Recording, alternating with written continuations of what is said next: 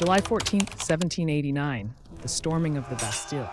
This single act of rebellion ignited the French Revolution, one of the most transformative events in human history. It toppled monarchies, spread ideas of liberty and equality across the world, and reshaped the entire concept of government. But what if the revolution had been crushed before it truly began? What if King Louis XVI had maintained control and the old order had survived? Today, we're exploring an alternate timeline where the French Revolution failed. The French Revolution wasn't inevitable. It succeeded through a combination of royal incompetence, military hesitation, and pure chance. King Louis XVI was indecisive at critical moments. The military, despite being capable of crushing the early uprisings, often refused to fire on crowds. Foreign powers didn't intervene quickly enough to save the monarchy. By 1789, France was in crisis. The government was bankrupt from supporting the American Revolution and decades of lavish spending. Crop failures caused food shortages. The Estates General, France's parliament that hadn't met in 175 years, was called to address the financial crisis. When the Third Estate, representing commoners, declared itself the National Assembly, revolution began. But what if the king had acted decisively? What if the military had remained loyal and crushed the rebellion? What if reforms had satisfied enough people to prevent revolution? Let's explore this fascinating alternate reality. In this timeline, when crowds gather at the Bastille on July 14, 1789, the garrison doesn't surrender. Loyal troops reinforce the fortress, and the king orders military action against revolutionary elements in Paris. Royal forces, led by competent commanders who support the monarchy, suppress the uprising within days. Key revolutionary leaders are arrested.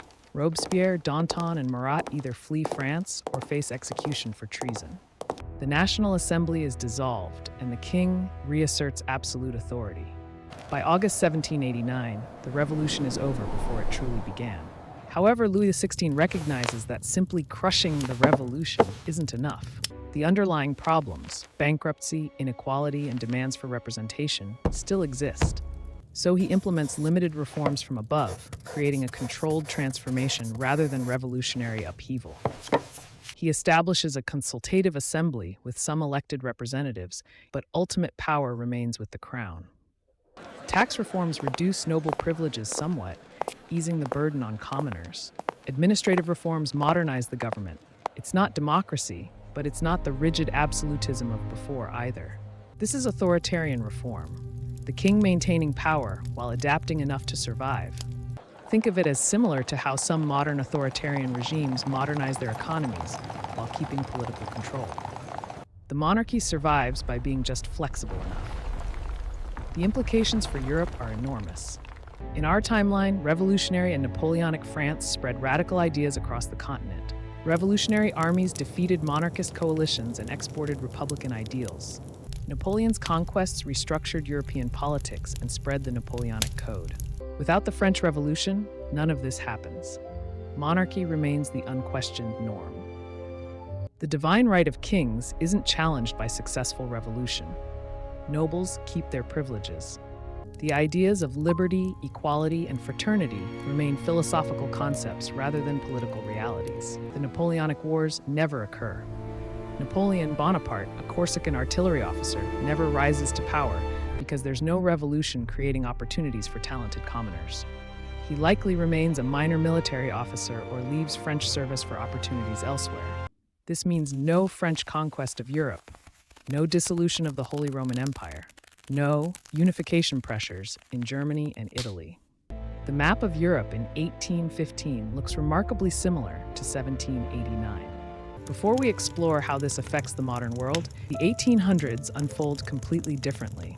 Without French revolutionary inspiration, democratic movements across Europe are weaker. The revolutions of 1848, which swept across Europe demanding constitutional government, either don't happen or are easily crushed because there's no successful French precedent to inspire revolutionaries. Monarchy remains dominant throughout the 19th century.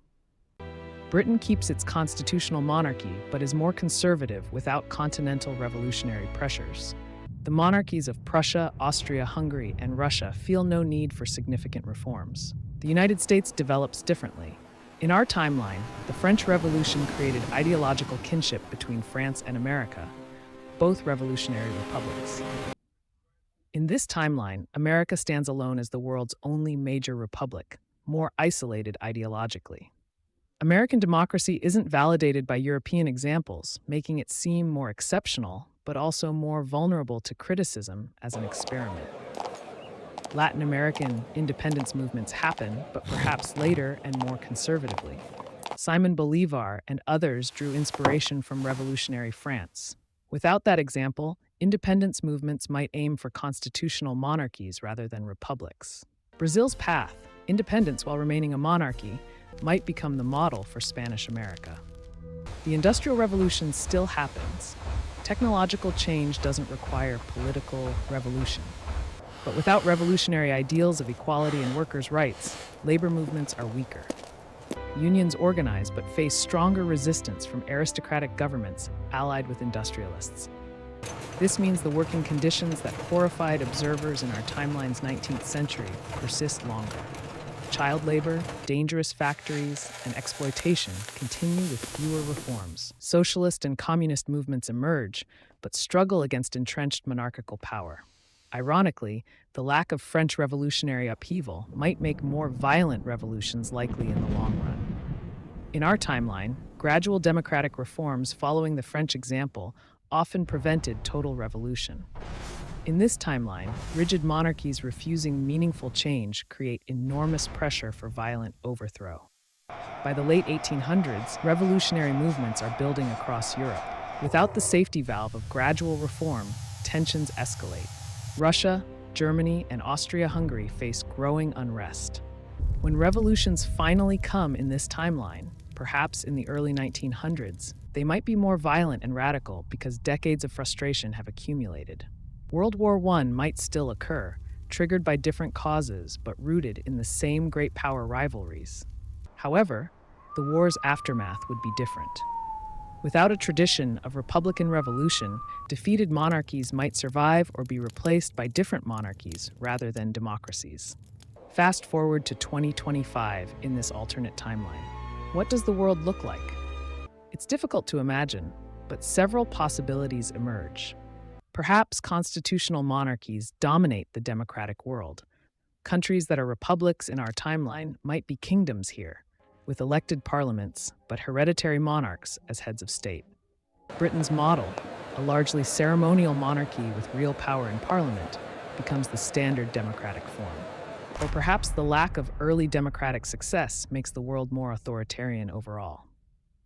Without the French Revolution proving that monarchy could be overthrown, absolute rule persists longer. Democracy develops later and more slowly, possibly not becoming the global norm it is in our reality. Social equality is likely less advanced. The revolutionary ideals of equality before the law and merit over birth, though imperfectly realized, became foundational principles because of the French Revolution.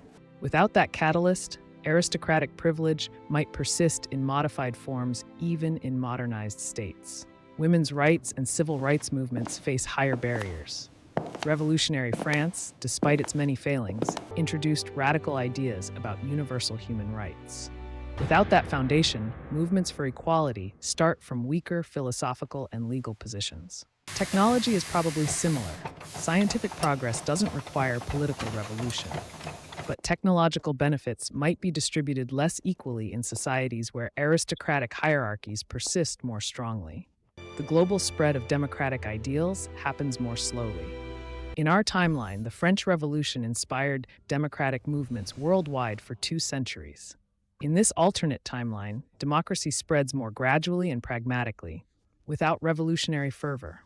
Would this world be better or worse? The French Revolution was extraordinarily violent. The terror killed thousands. The Napoleonic Wars killed millions. Avoiding that bloodshed would be positive. But the revolution also introduced principles that gradually made the world more free and equal. Without it, those changes happened more slowly or incompletely. Millions might live under authoritarian rule who, in our timeline, gained democratic rights. The French Revolution was chaotic, violent, and often contradicted its own ideals. But it proved that monarchy wasn't eternal, that common people could claim political rights, and that society could be fundamentally restructured. Those lessons, however imperfectly learned, shaped our modern world. A world where the revolution failed might be more orderly but less free, more stable but less equal, more traditional but less just. The question is whether gradual reform could have achieved the same progress without revolutionary violence. A question we can never truly answer. What do you think? Can societies achieve fundamental change without revolution? Or is violent upheaval sometimes necessary? Let me know in the comments. And if you enjoyed this alternate history, check out our video on What If the American Revolution Failed? Link in the description. Don't forget to subscribe for more fascinating what ifs, and I'll see you in the next video.